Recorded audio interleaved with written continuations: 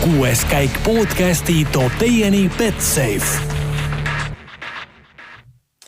No nii, tervitused taas kõigile rallisõpradele, Skolka Lets, Skolka Sim, nagu öeldakse. 6. käik on sellise, ma ei tea, 6-nädalase pausi järel äkki vist stuudios tagasi. Tooli peal istuvad ikka Raul Oessar ja Karl Kruda. Tere Karl, räägi kõigepealt, kuidas sul suvi läks? Tere Raul, mul läks suvi väga hästi, eks sai ka siin mitmel rindel toimetatud ja võib-olla siin minu jaoks kõige nii-öelda meeleolukam oli just Rally Estonia, võib-olla millest me natukene siin räägime, et mis seal juhtus, kes seal sõitsid, kes võitsid, võitjad me võib-olla võime kohe kõik ette ennustada ja võib-olla tegelikult ka terve Eesti sellest ka kajas, aga minul oli suur õnne just istuda WRC tubades ja WRC trakkide nii-öelda taustal ja kommenteerida WRC All Live'i, mis oli täitsa omamoodi kogemus, kus ikka väike närv oli sees, nagu oleks autoga sõitnud, aga puid mööda ei vuhisenud. No ütleme, mikrofoni taga sa oled siin 6. käigus juba väga sageli külaline olnud, aga ütleme inglise keeles seda täiesti veel suuremal auditooriumil teha oli ikka teine tunne. Ikka.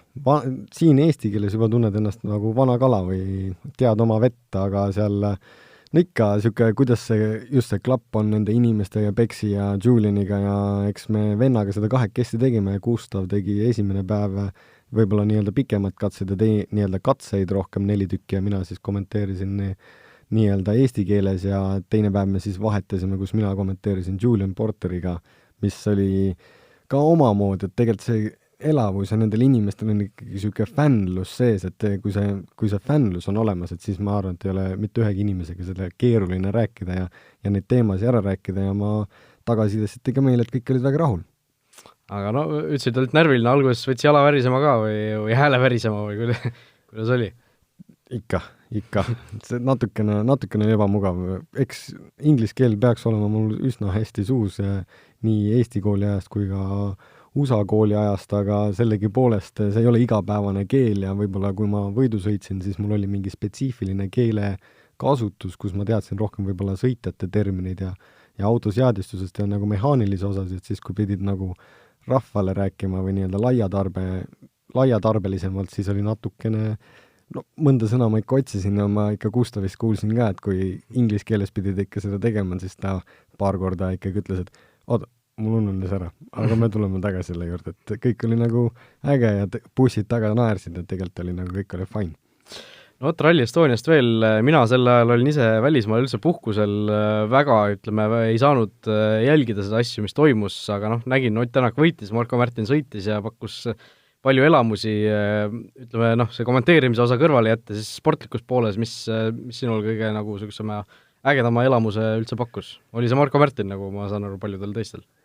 Mulle pakkus üldine kogu see pilt, et tegelikult mida Eesti rahvas oli suutnud kokku ajada nii-öelda fännide näol ja tegelikult ka võistluse näol, et see pilt oli nii suur ikkagi ja ma arvan, et mitte keegi ei osanud oodata, et nii palju inimesi tuleb Eestist kokku, et mõnel katsel, mis ma ise käisin ka vaatamas, siis enne kui ma pidin stuudiot tegema, ikka tahtsid nagu ise ka WRC-s ja raja ääres näha ja ikka auto ikka jätsid mitme kilomeetri kaugusele ja jooksid katsel, et võib-olla jäid natukene hiljaks ka ja lõpuks jõudsid sinna metsa alla, puu alla ja ma ronisin veel puu otsa ja siis kuskilt okste vahelt järsku vaatad läbi, et mingi verts hüppab välja, et see on ikka teistsugune elamus ja siis terve rahvas plaksutas ja ka nii-öelda ikka tegelikult oli võimas tunne, et kuskil täiesti Haanja metsade vahel, Vaatõppe metsade vahel, nagu muidu, kui see ei ole mitte ühtegi, võib-olla elu on loodus ainult ja mõned inimesed, kes seal mööda sõidavad, et siis järsku hakkab see kõik ellu ja et see oli nagu võimas, et suurepärane töö just Rally Estonia meeskonnale, kes sellise evendi on kokku pannud, et see on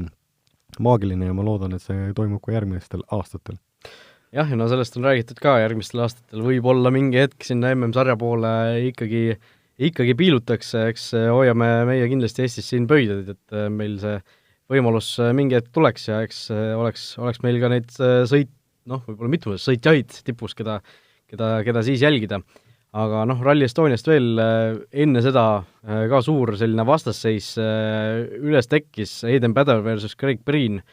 Hyundai pealik Andrea Adamo tegi jälle ju selliseid vastuolulisi otsuseid või ühe otsuse siis võttes Mikkelseni ja Neville'i kõrvale Soome ralliks mitte Hayden Paddoni, kes selle autoga on väga hästi tuttav, on Soomes hästi sõitnud ja see ise seda šanssi nagu väga ootas, aga võttis hoopis ootamatult Craig Breeni Paddoniga eelnevalt üldse siis talle seda võimalust mitte pakkumata, nii et oli Paddon suhteliselt solvunud, aga kiiresti pani rahad kokku, seal kodumaiste sponsorite abiga M-spordiga liitus, sõitis Rally Estonial, aga Soome rallil teda paraku ei näe.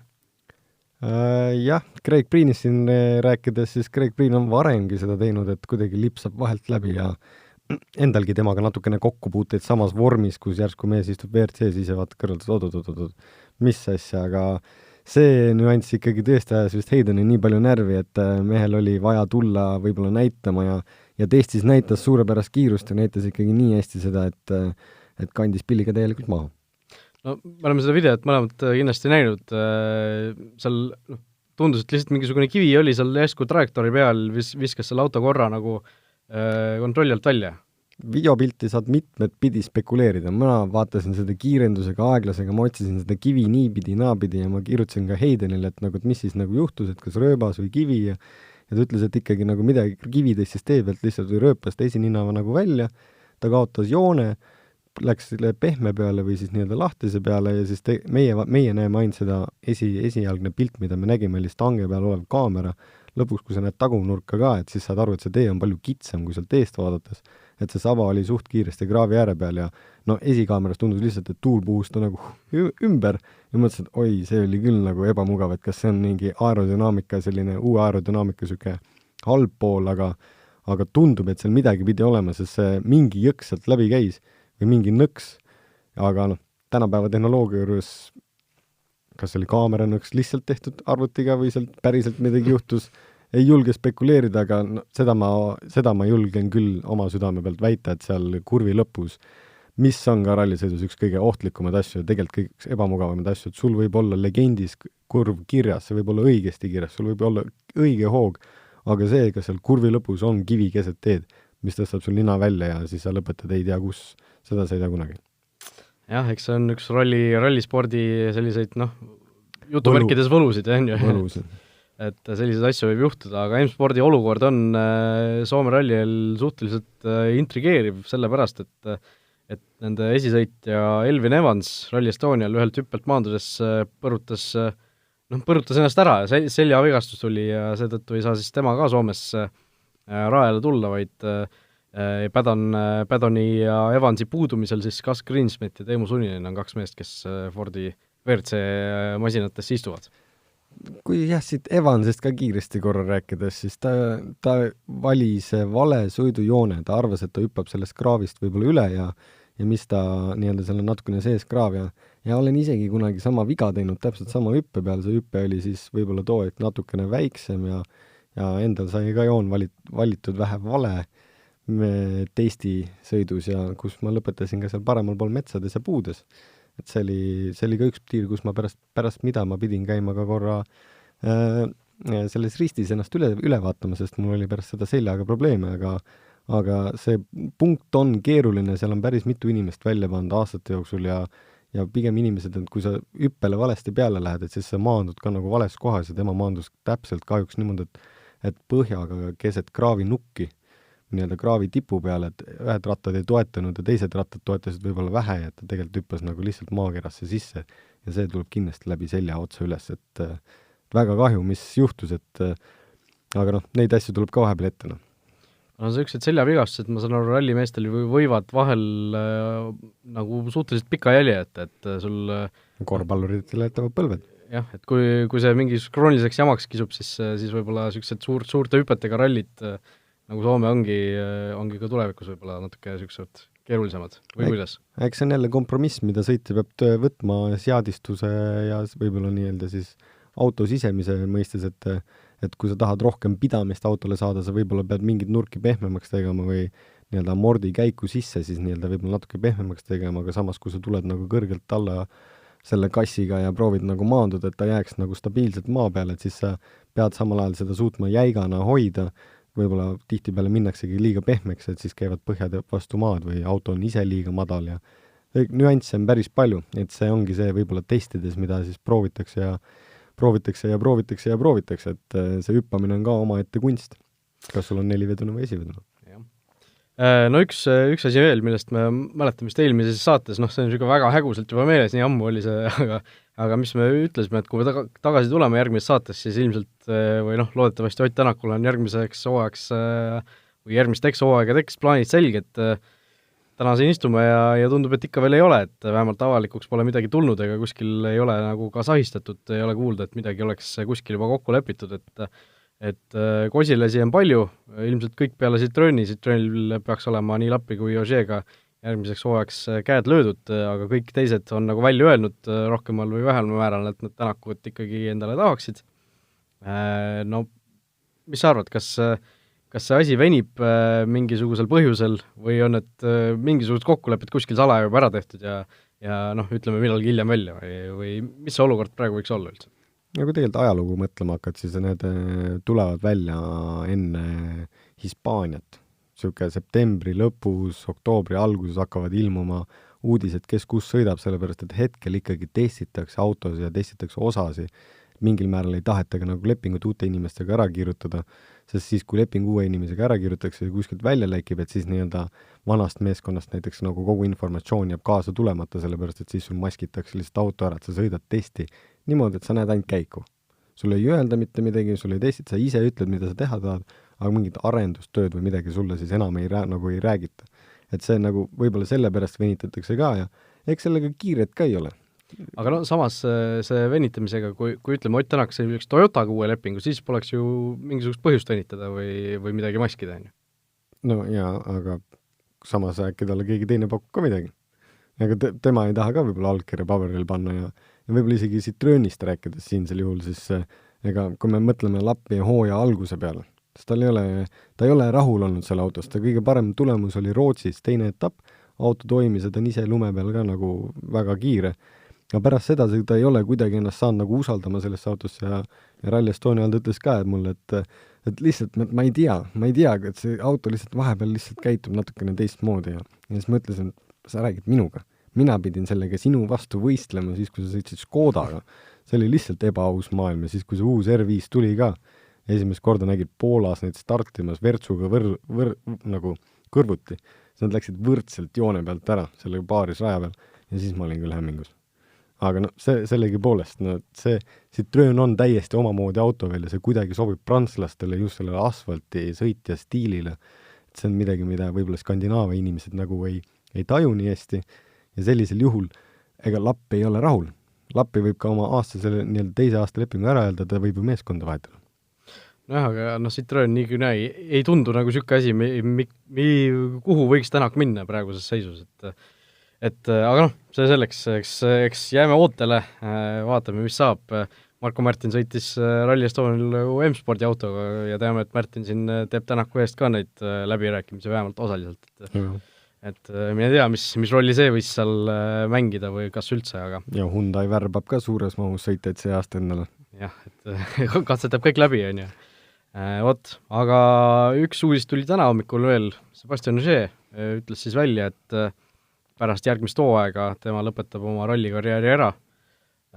Nii et kõikidel teistel, eelkõige Tänakul ja Neville'il on just nüüd teada, et see järgmine hooaeg on veel võimalus Ogier nii-öelda mees-mehe võitlus võita, rohkem võimalusi ei ole. Jah, selles mõttes tõesti, et tal on pinge peal, et ta peab hoidma selja taga nii kaua, kui ta suudab, aga kui läheb ka nii, siis ega tegelikult mees on kõik saavutanud. Olgugi, et Sebastian Loeb võib-olla tuli 9 korda järjest maailmameistriks ühe ja sama autoga, siis Ogier on tulnud maailmameistriks hetkel 6 korda järjest 2 erineva autoga. Ja ta on meeskonda vahetanud. Ja ütleme nii, et kui tuleks ta see aasta veel Citroeniga ära, siis seda ajalugu, et sa istud 3 erinevasse autosse ja võtad tiitlit järjestikku ära. See oleks päris hull. No, see ütleme nagu näitab natuke seda, et seal mehel ikka mingi sisu on, et see ei ole ainult kogu aeg kõige kiirem autoga sõitnud. Ja... Anna ainult auto. Jah, et anna ainult auto ja see mees tuleb sulle tiitliga koju, aga see hooaeg on veel päris palju minna ja praegu ta ju MM-sarja üldliider ei ole, nii et... Jah, kahju kindlasti, aga selles mõttes eks pereelu ja kõik sellised asjad tahavad ka elamist. Mees on sõitnud palju, näinud palju ja ja nagu me siin varasemalt ka rääkinud või ka nii-öelda meie poiste mõistes, siis ikkagi üle 200 päeva aastas nagu ära olla Eestist ja kodust ja pere kõrvalt ja laste kõrvalt, siis see on kindlasti raske ja tegelikult tööd, mis neil on, et nädalad on pikad ja ööd on lühikesed.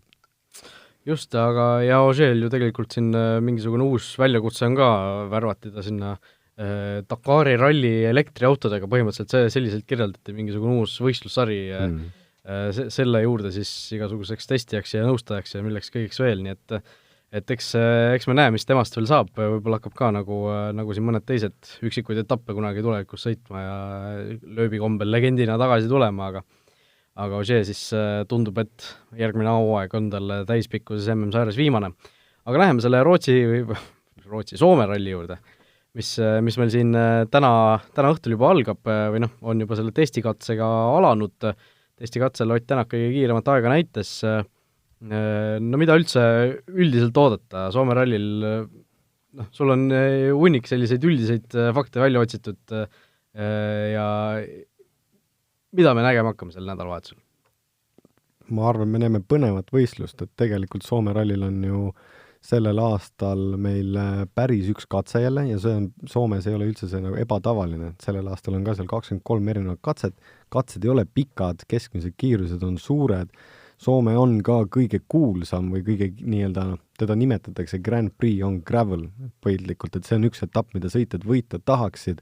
Ajaloos on üldse võitnud 6 meest, kes ei ole soomlased ega rootslased selle etapi, nende seas on ka 2 eestlast, nii-öelda selles mõttes, et kui teise spektrisse panna, et siis 3 sõitjat, kes ei ole Põhjamaa sõitjad, on suutnud võtta Põhjamaa sõitjatelt selle võidu eest ära. Nendeks on siis maailmameistrid Sainz, Loeb ja Ogier. Et keegi teine ei ole suutnud selle etappi võita ja see on siuke omamoodi etapp ka, et siin kunagi Ouninpohja katse ja sellepärast ära jäetigi, et see keskmine kiirus läks üle 130 kilomeetri tunnis, mille peale FIA tegi no, et seda ei tohi enam niimoodi väga teha ja Petter Solberg tegi ka seda veel 2004. aastal vana Vertsuga, mis see on mingi lõigu peale, seal kui vaatad Ouninpohja katset, kui ta jõuab ennem selle mahapöördeni, kus need inimesed, mega hull rahvamass inimesi on, siis kui sa võtad üks mahapöörde tagasi sealt, siis selle lõigu keskmine kiirus oli midagi ulmelist. Ja tegelikult kui sa vaatad ka, et siis nagu 6. käigu pealt väga palju alla nagu ei tulda, kui tuldud kiivist, et see oli kõik põhjagaasiga peaaegu minek. Ainult säti õigesse nurka ja lendev ja läheb. Selles mõttes see on üks ikooniline ralli. Ja 6. käigu pealt meie ka ei tule siin kuskil alla, paneme edasi. Ott Tänak läheb M-sarja üldliidrina Soome rallile peale, esimesena ta stardib, aga viimastel rallidel oleme näinud, et isegi kui ta on seal teine mees olnud stardi järjekorras, siis ta ikkagi on suutnud täiesti uskumatut kiirust selle stardipositsiooni kohta näidata. Mis sa arvad, kas ta nüüd suudab esimesena startides ka ikkagi teha piisavalt tugeva reede, et laupäeval oleks tal kõik võiduvõimalused olemas? No näiteks, kui sa Rally Estoniat lähed vaatama esimest päeva, mida saavutas Ott Tänak esimese päeva lõpuks, oli ka natukene midagi uskumatut. Ta võttis ju nii-öelda 33 sekundit ja ta sai veel 10 sekundit trahviga, 40, 30, esimese päeva vist ei saanud. Aga 30 sekundit ta võttis esimeselt kohalt, Eestis on palju rohkem lahtist ja tegelikult ka Soome nii-öelda shakedown täna hommikul näitas, et sõbrad, ma loodan, et teil oli hea puhkus siin Rally Estonia, mida te võib-olla jälgisite, ka siin WRC Plussi vahendusel andis teile märku, mis teile ees on ootamas teises hooaja pooles. Ja siin mees ei võtnud ka maha ja hoidis oma lubadust, sest shakedowni kiirem on jällegi Ott Tänak ja tegelikult pärast esimest läbimist, kui sa just nii-öelda shakedowni aegu võrdled ja esimene läbimine on see, mis annab kohe nii-öelda selle esimese pildi, et kes kuhu võiks nagu kukkuda sellel nagu võistlusrivil, siis Oti kõige lähedasem mees pärast esimest läbimist oli 1,4 sekundit. Ei, vabandust, 0,8, milleks oli Greg Breen, mis on ka jälle uskumatu. Esimese läbimise pärast esimest läbimist, jah. Kas seal ei olnud isegi Esa-Pekka Lappi veel ka 0,5 temast maas? Jah. Aga ma vaatasin Kriismiti aega kogematu. Aga igatahes ta oli ikkagi esimesena rajale minnes teistest peajagu üle. Peajagu üle, ütleme siis nii. ja Lappi ikka tegi ka suurepärase aja, küll aga Lappil vist 3. tiirul midagi natukene juhtus pärast, mille pärast ta kaotas 30 sekundit. Aga ka teine läbimine oli tal väga kiire, kaotas Otil ainult 0,1. Et võib-olla on oodata palju siin just Esa-Pekka Lapilt ja ma olen kaua seda oodanud ka, et oleks temalt midagi oodata. Just, et Lapile kusjuures kokkuvõttes kiiruselt alles 9. aeg, siis testikatselt jäi, teised sõitsid oma kiirema kas 3. või 4. läbimisel välja, nii et teise läbimise järel oli ta tõesti koguni teisel kohal, aga noh, see selleks, kellelt siin veel võiks tegelikult oodata häid tulemusi, noh, Ott Tänak on, kui siin Betsafe'i koefitsient ka juba mängu tuua, Ott Tänak on siis suur ralli soosik, 2,00 tema võidu koefitsient teisel kohal, kusjuures Terri Neuville 5,50, mis ei tundu mulle nagu kõige parema panusena selle Soome ralli eel, et ta ei ole esiteks ise kunagi võitnud Soome rallit oma ka suhteliselt pika tipukarjääri jooksul ja teine siin see, et ta ise ka ju siin hakkas natukene jällegi mossitama enne siin võistluste algust, et ikka teistel on paremad autod ja paremad tingimused ja Toyota koduaed põhimõtteliselt on selle võistluse toimumiskohaks ja mida kõike veel, et Neuville'ilt nagu võitu oleks vist palju oodata see nädalavahetus või kuidas sulle tundub?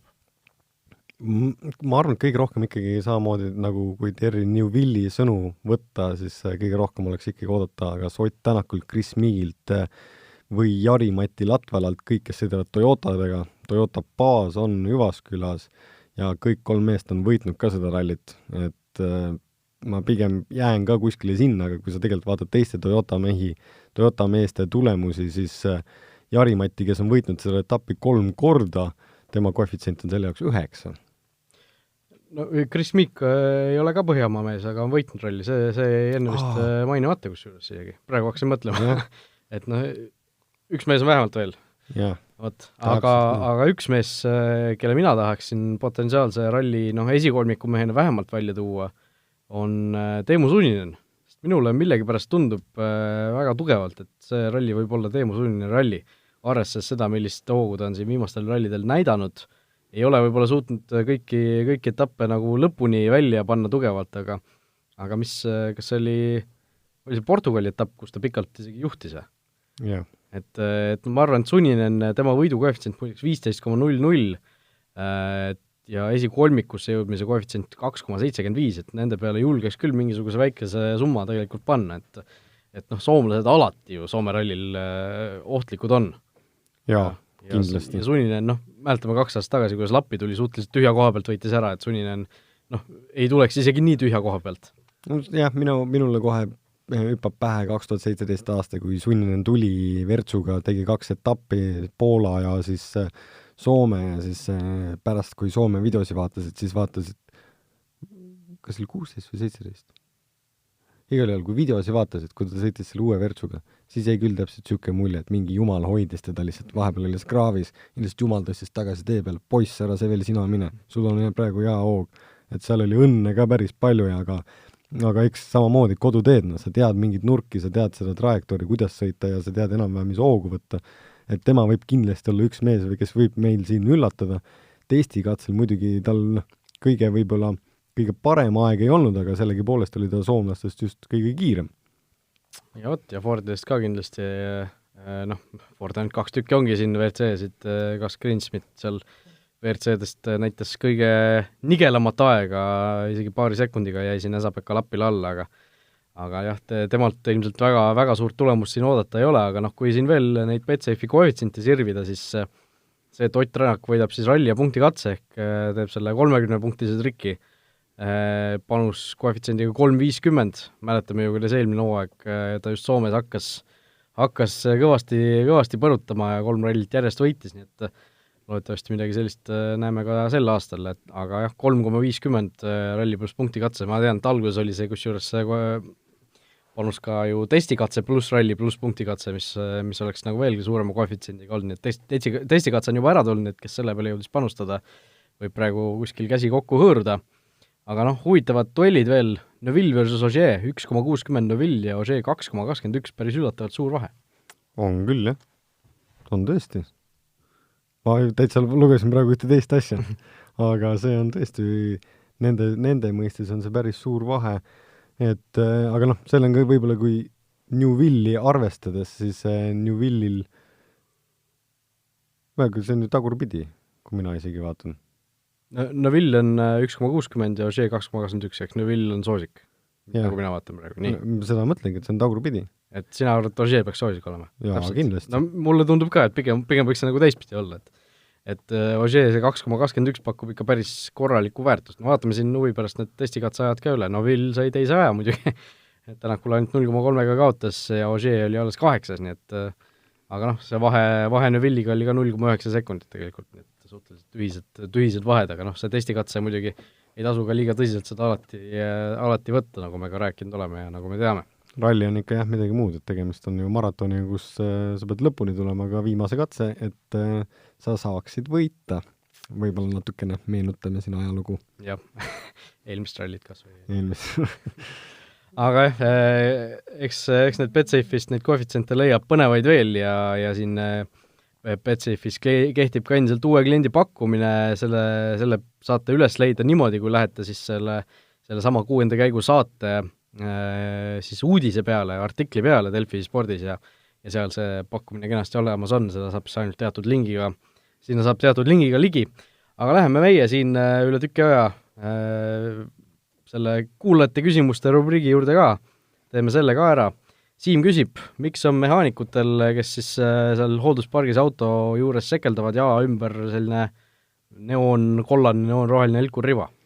See on sellepärast, et on kindel arv mehaanikuid või inimesi, kes võivad autot siis nagu puutuda selle servise vältel, et see on aastate jooksul muutunud, vahepeal võisid nagu nii palju inimesi, kui sa tahtsid ja siis mingi hetk pealt see vist jälle läks kinnisemaks ja tegelikult autode taga, kui sa hakkad veel vaatama nagu live-pilte või siis üldse pilte, siis seal tuleb välja, et seal seisab ka alati FIA inimesed, üks inimene või siis mitu, kes kontrollivad, et kes seda autot puutuvad, mis jupid sealt tulevad ja mis sinna nagu kõige kalla lähevad, mida seal tehakse ja mida puudutakse, et nagu midagi ei tehta nagu valesti, et see on puhtalt nagu nendele siis märkamiseks, et kas on õige arv neid nagu inimesi just seal auto all või auto sees. Küsib Jana, et Ott Tänakul on ilmamees Hannes, et kas Migil Latvalal on ka siis oma ilmamees või on Hannes info kõigile ühiseks kasutamiseks või kuidas see ilmameeste süsteem rallis üldse toimib? Soomes oli see, kus see kivi on nööri otsas, et kui kivi kõigub, et siis on tuuline, kui kivi on natukene märg, et siis tuleb vihma, et ma arvan, et see on nende ilmamees. Meeskonna siseselt muidugi, eks meeskondadel on oma ilma mingid jaamad ka, kellega nad teevad koostööd, sõitjad, siis ma täpselt ka seda nii-öelda nende seda koostööd siis praegu ei tea, et kas see Ott teeb ainult siis, või see Hannes teeb ainult Otile või ta teeb tegelikult justkui Toyotale, mille informatsiooni siis saavad kõik ja et seda ma enam ei oska nagu öelda ja üldse, kas sõitjatel on, kes neil nii-öelda back-office'is on, et seda nii palju ei avalikustata ja see jääb ka võib-olla nende enda teada, et kuidagi sa pead ju mingit informatsiooni võib-olla rohkem omama, et natukene mingit eelist mingist nurgast saada. Ja see sama Jaana küsib siis selle kohta, et sisetemperatuur autos, kui suureks see võib minna, kui väikseks see võib minna, rääkisime siin enne, kui mikrofon käima panime erinevatest rallidest, kõige külmemad ilmselt need talverallid, eriti Rootsi, kõige soojemad kuskil need päris kuumades paikades toimuvad, et kui suur see varieeruvus üldse võib olla?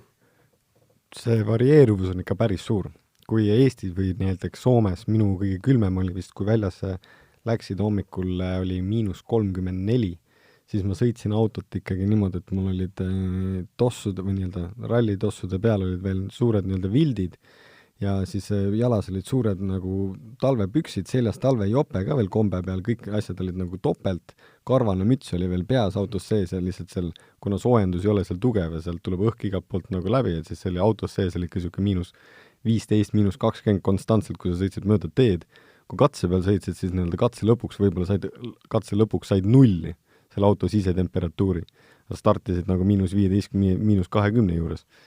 Jällegi, kui sa lähed nagu soojematesse maadesse, siis Mehhiko, Argentiina on sellisel aastaajal, et seal ei ole nagu nii soe, aga Mehhiko, Sardiinia, Jordaania, mis kunagi oli seal ikkagi mõned katsed 40 kraadi juures, Sardiinia ka see aasta väga kuum, siis temperatuurid ikkagi võivad minna 60-70 kraadi juurde. Ja minu rekordist, mida mina olen ka näinud, on 75 katse lõpus et siis see on, mine sauna, tee paar kükki ja kätte kõverdusi ja tee seda pool tundi ja siis vaata, mis tunne on. Võta hantid kätte ja liiguta neid nagu rooli, on ju. Eks see on ka see, et meil piduri võimu ei ole, siis sa tegelikult täpselt nii tugevalt, kui sa suudad oma jalaga pidurdada, siis see kõik hakkab sul nii-öelda ka nagu reielihastel, et siis need nii-öelda sõitjad tegelikult teevadki saunas enne sooja rallisi, teedki võib-olla paar kükki ka saunas, et siis saad kohe nii-öelda selles kuumas aru, mis sul lihased tegema hakkavad.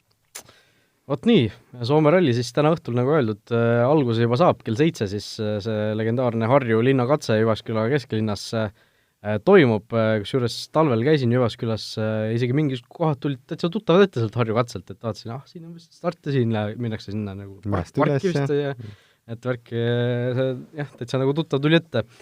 Ja homme hommikul, reede hommikul siis esimene katse kell 8:18 juba, nii et on terve päev rallit täis, terve reede, terve laupäev ja osa pühapäeva ka, nii et pikk nädalavahetus meid ees ootab, meie siit võtame otsad kokku ja ütleme aitäh teile ja kohtumiseni. Ja mina ütlen ka teile omalt poolt aitäh, et ma annan endast parimat, ma jõuan tagasi pühapäevasesse saatesse, aga homseks, ülehomseks, ehk siis reedeks laupäevaks ma proovin otsida omalt poolt mingit inimest, kes tuleb mind asendama, et ise ma olen kahjuks tööl Tartu maal, aga rallit jälgin kindlasti hoolega, selle jaoks ma olen kõik liigutused teinud, et kui keegi satub Tartusse, siis otsige mind üles ja saab rallit koos vaadata. Aitäh teile! Ja kõik head, kohtumiseni!